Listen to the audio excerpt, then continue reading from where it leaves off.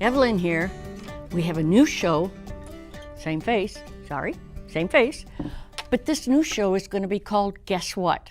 I'm going to have fun with it, I think. Guess what I'm going to do? Guess what I'm going to show you? We'll do gardening, of course, but then we'll do some other things too. I have an idea for a little dessert I'd like to show you how to make for your picnics.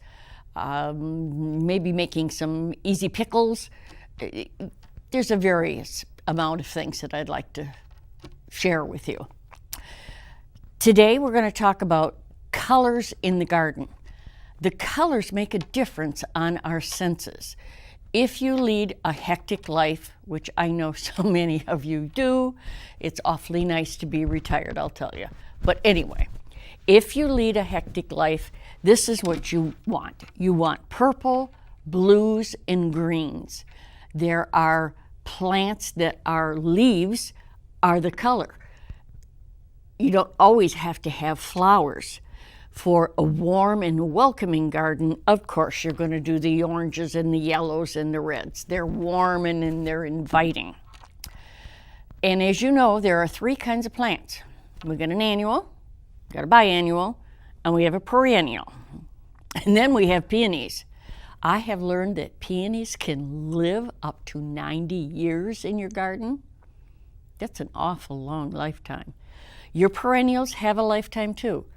It can be your most beautiful favorite plant and is bloomed for you, come up and bloomed for you year after year, and you're so happy to see it when it comes back. And then there's the year it doesn't come back because it's lived its lifetime. We have to get another one, put it in so we can see our plant again. Biannuals, these are unusual in that they're like every other year, they'll come up and bloom. I have to mark where they are so that the year they decide they aren't going to come up and visit me, I don't pull out little seedlings or something or dig something else in there and then lose that biannual entirely. And of course, now, annuals. Now is the time for annuals. I love the flowers. I just can't get enough of them. But let me warn you, you're going to have to be careful picking out your annuals this year. We've had such a late spring. We've only had a couple of days of warmth. Watch in the pots they're in if there's roots coming out of the bottom. That thing is pot bound, and I don't know if it's going to do very well for you. Look at the leaves on the plants. Look at the leaves underneath. Are they sickly? Are they yellowy? Are they powdery? You don't want that plant. That's a diseased plant. You're looking for vibrant, healthy leaves. They'll have some texture to them.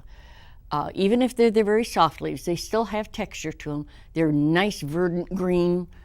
And you might not pick the plant with all the blossoms that's already bloomed.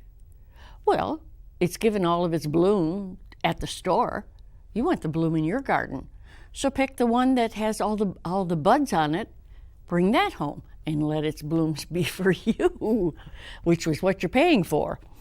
I saw this on Facebook. A friend of mine, another master gardener, she posted it on Facebook. I don't know how many of you might have seen it, but I thought it was worthwhile to share because I didn't know all of this.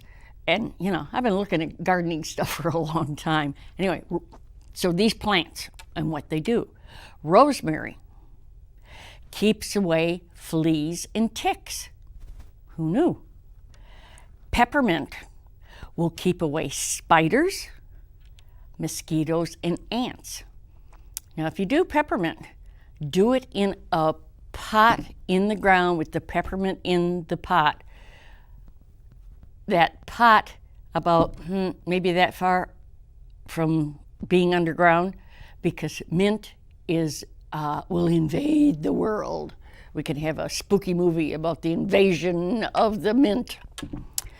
Catnip, it's a pretty, Nepeta, I believe it's called, is a lovely flower.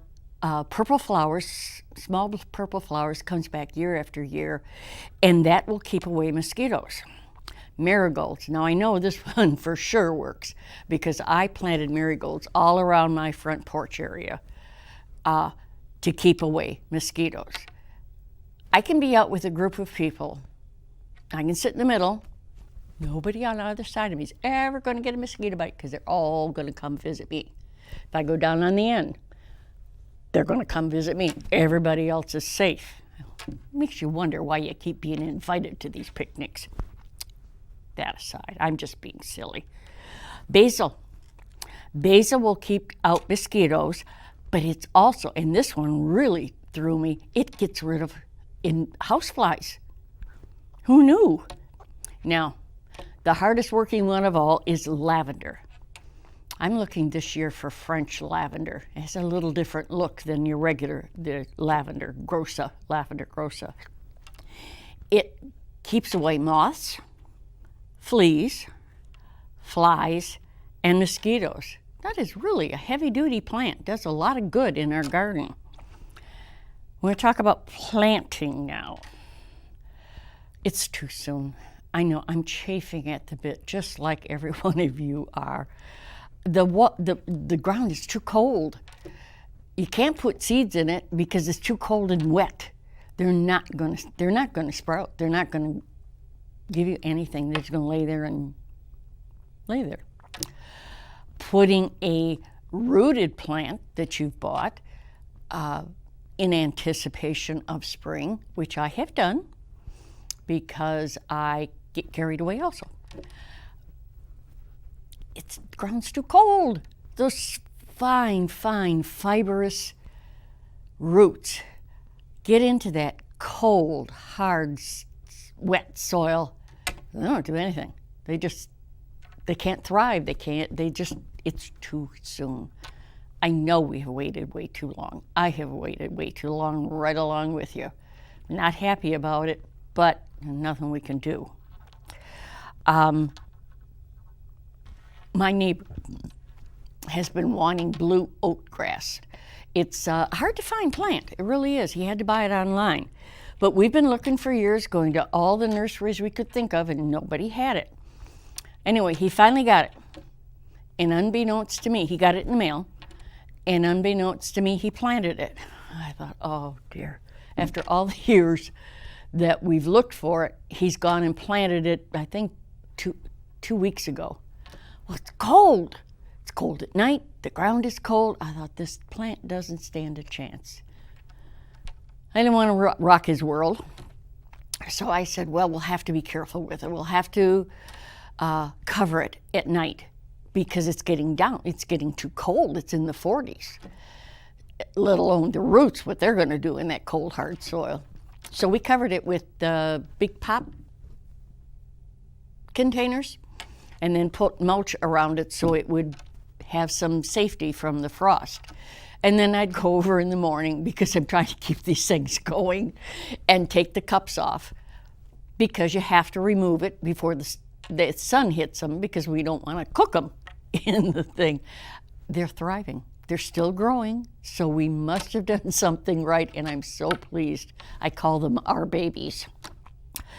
I wanted, sometimes you know things and you just assume everybody does. Tomatoes. I don't know how many tomatoes you've bought at the store recently. I find they're hard as rocks. So I go back to the old-fashioned way, and I leave the stems on and put them in the windowsill. Now, I had tomatoes in that windowsill for a week and a half. They're still solid, but at least they're edible. And cantaloupe. There's a million cantaloupes now in the grocery stores to be gotten. Choose the pinkest one you can find, or the other way of saying it, the least green one you can find.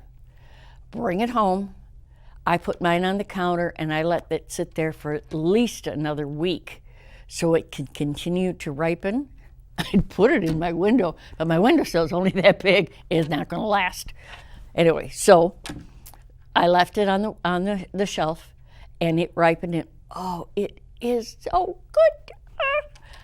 Nice and sweet, just what you, it's still got some solidity to it. It's really good. So those are my hints for today. I hope you'll come back and see us again. And then you can guess what I'm going to talk about next time. Bye-bye.